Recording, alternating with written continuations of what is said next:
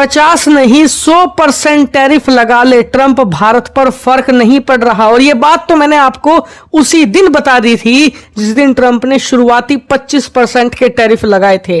तभी मैंने बता दिया था कि 25 का चाहे 50% कर ले, जो बाद में कर भी दिया ट्रंप ने, या फिर इस 50 का भी 100% कर ले, भारत पर असर नहीं पड़ने वाला, क्योंकि जो कोर एक्सपोर्ट है भारत का उस पर टैरिफ नहीं लगा है। मतलब भारत अमेरिका को जो ज्यादा सामान एक्सपोर्ट करता है वो है इलेक्ट्रॉनिक आइटम्स, जैसे कि आईफोन या फिर लैपटॉप या फिर अन्य प्रकार के इलेक्ट्रॉनिक उपकरण। इसके अलावा जो फार्मास्यूटिकल्स हैं, यानी कि जो भारत की दवाइयां हैं, जेनरिक दवाइयां हैं, वो अमेरिका भारी मात्रा में हमसे खरीदता है। और ट्रंप ने जो टैरिफ लगाए हैं, चाहे वो शुरू के 25% हो या अब जो 50% लगाए हैं, दोनों टैरिफ के अंदर फार्मास्यूटिकल और इलेक्ट्रॉनिक आइटम को एग्जम्पशन दी है। यानी कि 1% का भी टैरिफ भारत के फार्मास्यूटिकल्स एक्सपोर्ट पर या भारत के इलेक्ट्रिक उपकरणों पर नहीं लगने वाला। अब आप खुद सोच लीजिए, भारत के 2 सबसे बड़े आइटम जो अमेरिका खरीदता है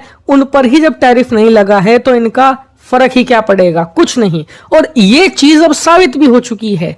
दरअसल इस साल यानी कि फाइनेंशियल ईयर 2025-26 इसका जो पहला क्वार्टर है, यानी कि अप्रैल से लेकर जून के एंड तक के आंकड़े आए हैं। और जैसा कि आप स्क्रीन पर देख सकते हैं, भारत का इलेक्ट्रॉनिक एक्सपोर्ट 47% बढ़ा है। हाँ, आपको अपने कानों पर विश्वास नहीं हो रहा होगा, लेकिन सही सुना आपने, सीधा 47% बढ़ा है 3 महीनों के अंदर। जबकि अगर आप इसी पीरियड में चीन का, अमेरिका का या फिर यूरोपियन देशों का एक्सपोर्ट देखो तो 2-4% बढ़ा है। हम सीधे 47% की छलांग लगा चुके हैं। लेकिन इससे भी मजे की बात पता है क्या है?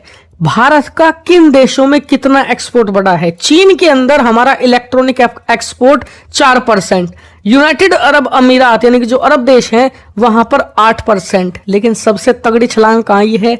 अमेरिका। 60% हमारा इलेक्ट्रॉनिक एक्सपोर्ट बढ़ा है अमेरिका में, 60%। हाँ, ये आंकड़े देखकर तो डोनाल्ड ट्रंप की भी आंखें निकल आई होंगी, लेकिन सिर्फ परसेंटेज में नहीं, जो बिलियंस में आंकड़ा है ना, वो सुनकर आप भी माथा पकड़ लोगे। दरअसल इन 3 महीनों के दौरान भारत का इलेक्ट्रॉनिक टोटल एक्सपोर्ट हुआ है $133 बिलियन।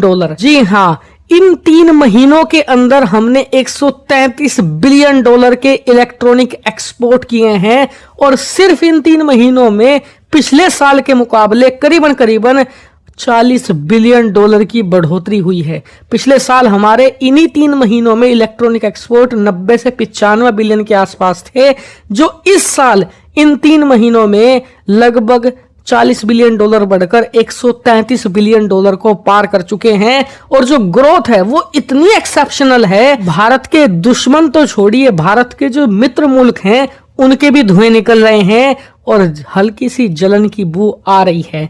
और सबसे इंटरेस्टिंग बात तो ये है कि भारत में बहुत सारे ऐसे लोग होंगे जिन्हें अंदाजा नहीं होगा कि ये कितनी बड़ी अचीवमेंट है। उन्हें मैं थोड़ा सिंप्लीफाई करके बता दूं कि इस धरती पर 200 से ज्यादा देश हैं आधिकारिक तौर पर।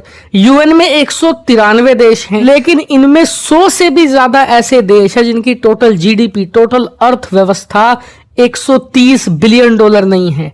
भारत 3 महीनों के अंदर इतना इलेक्ट्रॉनिक सामानों का एक्सपोर्ट कर रहा है। और इसलिए मैंने आपको पहले भी बताया था 2025 हमारे लिए ऐतिहासिक साल होगा, हमारी अर्थव्यवस्था और हमारे एक्सपोर्ट के लिए। इसीलिए तो डोनाल्ड ट्रंप फूके पड़े हैं, क्योंकि भारत की ग्रोथ की जलन उनके मन में भी है। और अब तो उनकी ये जलन डबल भी होगी, क्योंकि उनके टैरिफ फेल हो चुके हैं। बल्कि टैरिफ लगने के बाद तो भारत की ग्रोथ दिन दोगुनी रात चौगुनी रफ्तार से बढ़ रही है।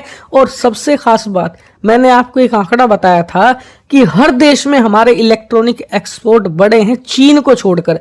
चीन में भी बढ़े हैं, लेकिन सिर्फ 4%। यानी कि चीन की ह्यूमंगस मार्केट हमारे सामने खुली हुई है। अमेरिका में हमें जो भी नुकसान हो हम उसकी भरपाई चीन में कर सकते हैं। ऐसा नहीं है कि चीन अकेला इलेक्ट्रॉनिक सामानों का किंग है। बहुत सारे ऐसे इलेक्ट्रॉनिक सामान हैं जो चीन भी दूसरे देशों से खरीदता है। हम उन्हें आइडेंटिफाई करके वो एक्सपोर्ट कर सकते हैं चाइना में।